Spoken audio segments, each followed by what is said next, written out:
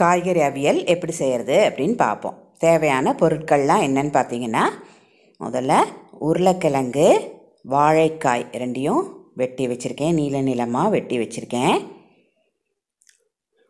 பூசணிக்காய் அண்ட் புடலங்காய் அதே போல் நீள நீளமாக வெட்டி வச்சுருக்கேன். ஒரே சைஸாக வெட்டி வைங்க. கொஞ்சம் கடினமான காய்கள் முருங்கைக்காய், கேரட் அண்ட் பீன்ஸ் காய் இதுகளையும் நீள நீளமாக வெட்டி வச்சுருக்கேன். ஸோ இந்த காயெல்லாம் தான் யூஸ் பண்ணி நம்ம அவியல் செய்ய போகிறோம்.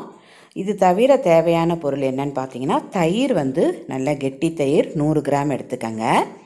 பச்சை மிளகாய் 2, கருவேப்பிலை கொஞ்சம், செக்கில் ஆட்டின தேங்காய் எண்ணெய் அது கொஞ்சம் எடுத்து வச்சுக்கோங்க 100 கிராம்.